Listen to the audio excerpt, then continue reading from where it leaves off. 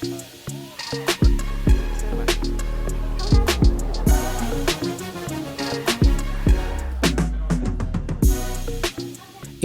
Doni, diaspora Indonesia dengan latar belakang bidang keuangan yang berkolaborasi dengan pasangannya Patty, diaspora dari Taiwan yang pernah bekerja di industri musik fashions. Untuk mengembangkan ide mereka dalam industri kuliner, awal bulan ini pasangan pebisnis muda yang tinggal di area Queens, New York, mengembangkan bisnis kuliner Kafe dengan brand bernama Papadon. Lalu apa yang dijual di kafe ini? Minuman bubble tea dan martabak manis. Bisnis martabak manis Papadon sudah dimulai sejak tahun 2019. Sebagian warga New York, terutama yang tinggal di area Elmhurst, Queens, sudah terbiasa dengan menu martabak ini. Mereka biasanya memesan lewat daring atau datang ke festival kuliner Indonesia yang diadakan setiap bulan. Pada saat pandemi corona melanda kota New York, Papadon turut berpartisipasi dengan menyumbangkan makanan martabak kepada komunitas di berbagai daerah sekitar Elmhurst dan Queens. Mereka menyumbangkan martabak manis gratis kepada para petugas medis di rumah sakit setempat. Bagaimana cerita Doni dan Patty bisa melambungkan nama martabak manis di kota New York? Inilah cerita Creative Talk episode kali ini.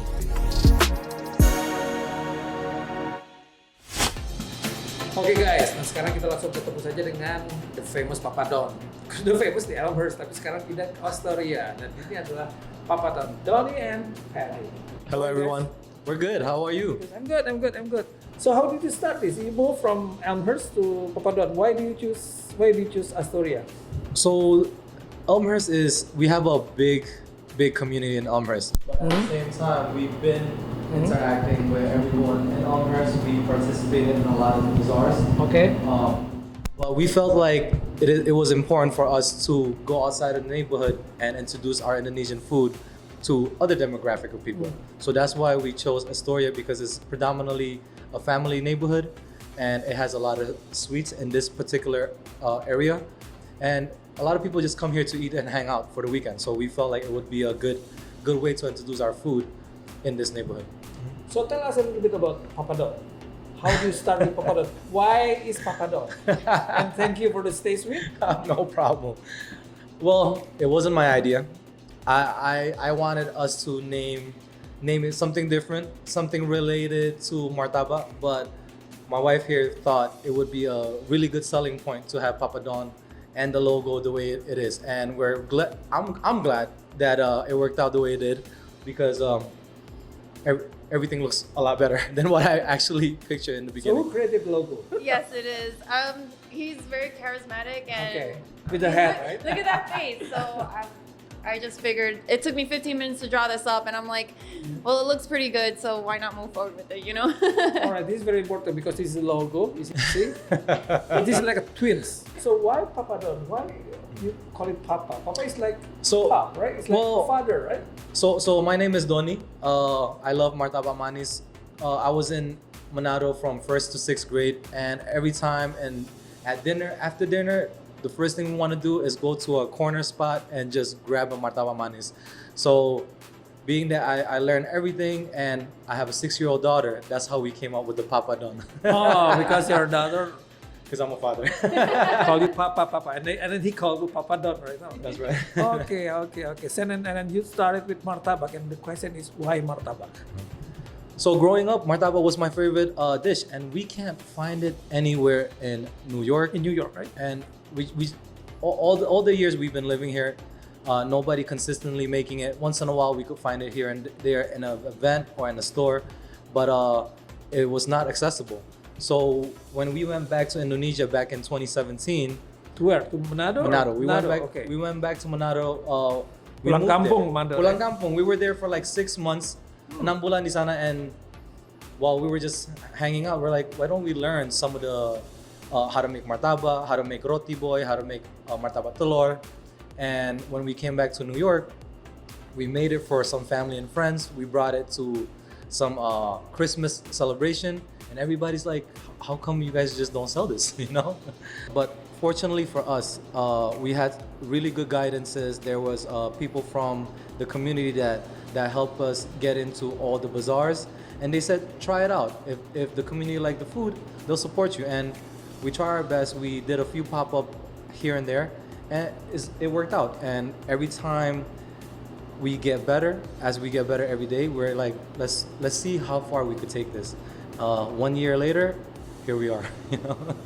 And then you're not from Indonesia. How do you like the martabak? Do you think this martabak can be sold here? Oh, absolutely. I'm Taiwanese. I'm not Indonesian. And my first time trying it, I wasn't sure how to like it because chocolate and cheese didn't sound too good to me. But when I had one piece, by the end of it, it was like, I don't know, this is pretty good. The taste.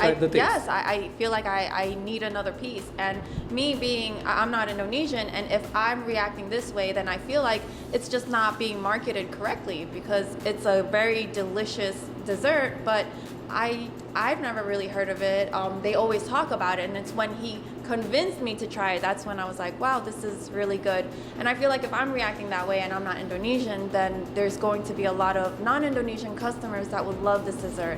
And our job is to just, I want to promote it to everybody. So how was the reaction from the people? It was good. Everyone's reaction is similar to mine. Oh, I'm not sure how chocolate and cheese would mix, but Chocolate and cheese. Yeah. Yes. Mix. Yeah. yes. Okay, chocolate and cheese. Okay, and then they like it. Yes, they're saying it sounds interesting that they never really heard it and they really want to try it. Right now we're not selling it, but everyone's very supportive and they're asking us when we're ready to sell it, everyone wants to come try it. This is very interesting because it's like not only an inspiration but also the new creative way, right? Yes. You try to bring martabak Yes. to the US, to New York, which not all the people do not understand what kind of food is this. And then how do you sell? How do you say that you put martabak pancakes? Why is that? Some people that I told to, they thought it was some sort of Middle Eastern dessert or Middle Eastern food. But what we did to market it a little bit better for people that do not know about it, we called it Indonesian pancake, short for Indo pancake.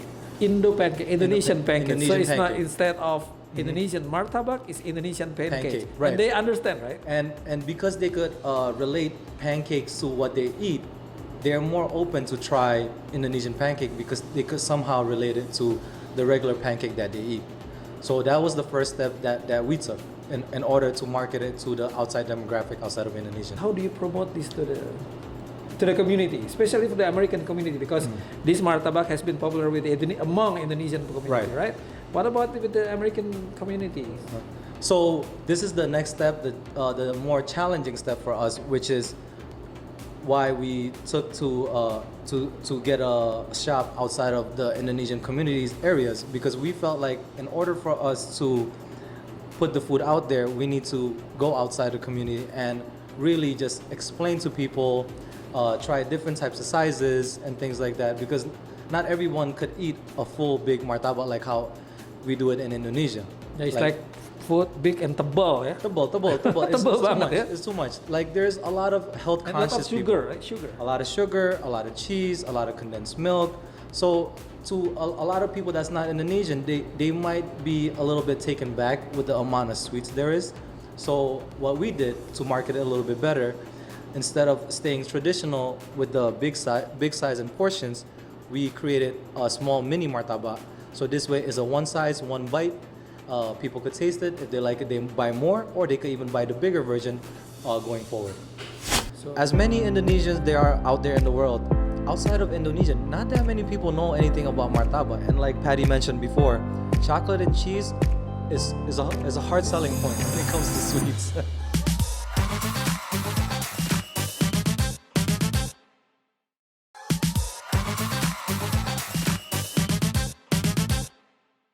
I remember during the pandemic, I mean, you went to the hospitals and you brought We the did. martabak for free. Yes. Can you tell us about this? Yes. So during the pandemic, it was such a hard time for everyone. Everybody was impacted. Yet, a lot of the essential workers, from grocery store workers to police to all the hospital workers, they're still going out there every day to serve the community, to do their jobs. So we came up with the idea, instead of staying home and being scared of everything, let's bake for these guys. is a great way to give back to the community, and it's also a great way for us to introduce martabak manis to people that do not know about it. And using the pinpoints of bigger places like hospitals, police department, fire departments, it helped us promote martabak manis a lot faster through the pandemic.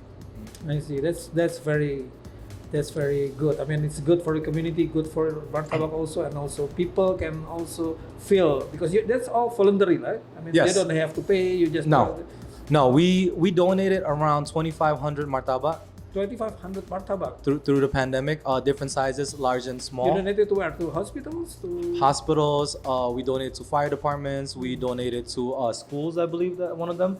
And we just wanted to give back to everyone that's been working hard through the pandemic. That's a very good movement because you're not only donating your martabak but also you are promoting. Right. It's like instead of donating, you're also promoting martabak. Right. So that was one of the key thing that we wanted to do because as many Indonesians there are out there in the world, outside of Indonesia, not that many people know anything about martabak. And like Patty mentioned before, chocolate and cheese is a hard selling point when it comes to sweets. Another thing to add, I feel like, is that all this time there's vendors that sells martabak, but part of the experience about martabak is that when I was in Indonesia, you order the martabak, everyone has to wait 15-20 minutes, but when you're waiting, you watch them make it, right? That's part of the experience of martabak. Seeing the hands yes, and all of you that. watch them make it, Put you it like the smell cheese, you smell it, right? Yes, but that's part of the whole process. But over here, you can order it, but you're missing out on watching it being made. How to make it, yes. right. So when we do our pop-ups, we make it live. So another selling point is that martabak's really good and it could sell itself, but no one's baking it live. So when we pop up at bazaars and we make it live, just the smell when someone walks in, it smells so good. Oh my God, I'm on a diet, but you know what? It smells so good. I want to order something. That's the key, what right? it is, right? That's the key. Martabak is so good, but it just needs to be promoted properly because it could sell itself. It's a very delicious dessert. Yeah, because in Manado, in Jakarta, whenever you want to eat martabak, you can feel and then you can see how they mix the chocolate, Right. the cheese. So you started with pop up, right? Yes. And now you have your own like a small store, small cafe, small how So- do you call it? Small warung ya. Yeah, Bukan yeah. warung tapi bukan warung juga nih. Yeah. Ini kedai. I will call it more like a cafe concept. Cafe concept. Why is cafe concept? Because we're gonna have a bunch of seating outside and Outside, right? Right, and what we're gonna do is we're providing Wi-Fi and things like that. In Indonesia, martabak usually when you're getting it from the corner stall or a very small storefront. Okay. So that's why our concept of the cafe came from. We're like, we don't need that much space because we're not cooking normal dishes like nasi atau ikan gitu. Like we're not cooking any of that. So since we're only doing martabak alone, we could get a smaller space and have an outside seating for people to eat. And plus, martabak manis, usually people get it towards the evening time. So we're gonna use that concept as well, staying traditional by selling it more towards the later in the day. Okay, that's cool. I mean, I'm very proud, guys. I'm so proud with you. I'm so proud. Last question. Thank you. Can you give us a tips? How do you start? I mean, if anyone like because you are like inspiration for the other people, you know, you have to bring Indonesian food not only to Indonesia but also you have to bring it outside. Right. This is a good. And can you give us like a tips, like maybe for the viewers also who wants to sell, you know, to promote Indonesia through Right. culinary, to food, you know, through martabak, and try to go out. Never give up. It's as common as that sound. It is a lot of hard work. We spend days and nights working on the menu, working on the pictures, right? package, The brand, packaging, right? on our logo. We work Logo. so we work days and night on just creating different concept. And truth be told, not everything works, you know. But we just keep going. If one thing doesn't work, we go on to the next one. If that one doesn't work, we go to the next one after that. And you just keep doing it until something hits, and that's what we believe. Because if there's a way, we're gonna be able to find it. We just gotta put the hard work and effort into it. All right, that's good. So when did you start this? Like 2 years ago, right? So our launch date was our official date was January 2020, January 2020. But we started working on our concept of 6 months prior, and we Yeah. were just working on everything. So it's on the like back about end. like 1 year, about 2 years, right? Yeah, a little bit over a year. Yes. Okay. And your background basically has nothing to do with Right. Martabak, Both of us were in finance before. I was in the U.S. military for 6 See? years prior to that. Wow. Oke, itu dia tadi dari Papadon, keren banget, dan informasi juga tips-tipsnya mudah-mudahan bisa bermanfaat buat kita semua, dan tetap stay sweet, right, in your life. Stay sweet.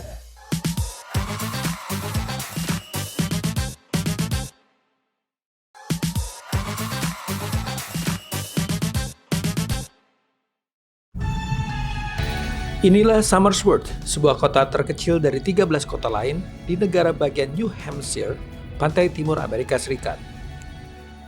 Kota tua berusia lebih dari 300 tahun ini dikenal dengan keindahan wisata alam, industri, dan keragaman penduduk dengan berbagai latar belakang, etnis, dan budaya. Welcome to Somersworth, New Hampshire, kota yang berpenduduk 11.000 orang. Tapi dari 11.000 orang itu, ada 2.000 orang Indonesia. Artinya 1 dari 5 orang Amerika yang tinggal di kota ini adalah warga diaspora keturunan Indonesia. Dan hari ini ada sebuah launching yang disebut dengan Little Indonesia, yaitu sebuah fase pertama untuk pembangunan kampung Indonesia yang ada di kota ini.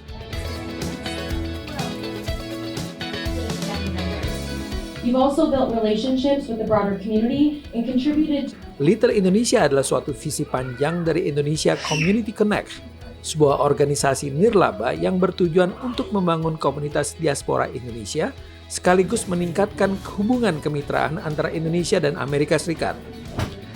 Peresmian proyek ini diadakan pada pertengahan Mei baru lalu, dihadiri oleh sekitar 100 warga setempat. Congratulations, Little Indonesia. Congratulations to our cultural center. Congratulations, Somersworth. This is a great day for the city of Somersworth and a great day for Indonesia. You know, since 1729, our 10 square mile city has been embracing diversity and adversity. We have an extraordinary partnership between the United States and Indonesia. It's a deep connection between two strong democracies. And I think that this shows what it means to have that kind of partnership. Gedung Little Indonesia ini merupakan fase pertama dari rencana jangka panjang, seperti pembangunan Welcoming Gate, taman kota, shopping center, hingga Museum Indonesia. Akhirnya pada hari ini dibuka babak baru, langkah awal untuk membangun Little Indonesia yang mudah-mudahan ke depan benar-benar dapat terwujud dan menjadi bentuk kerjasama, kolaborasi, kontribusi. Proyek ini masih mencari investasi yang diperkirakan mencapai total sebesar $7 juta Amerika Serikat. Ya, acaranya I think it was a successful event. Ya bersyukur banget soalnya kan kita mendapatkan banyak support dari pemerintahan lokal dan juga pihak KJRI dan KBRI juga attended the event. Itu menjadi bukti nyata ya. Ada proclamation yang jadi bisa dibilang diakui ya proyek Little Indonesia ini di mata semua komunitas. I feel proud. I feel this is a huge step, not just for Somersworth, but for America as a whole. And I'm glad that it's happening right here in our county. Nartama dan Audrey Utoyo, VOA New York. Cerita Little Indonesia tadi menutup pertemuan kita di Creative Talk kali ini, dan semoga Anda tetap semangat di era pandemi ini. Mohon maaf saya tidak pakai masker karena di Amerika, di New York boleh tidak pakai masker di luar. Tapi kalau kemana-mana, kalau masuk ke toko, ke dalam subway, kemana-mana harus tetap pakai masker. So stay tune terus, stay healthy, stay safe, dan tetap semangat, tetap kreatif. Sampai ketemu lagi.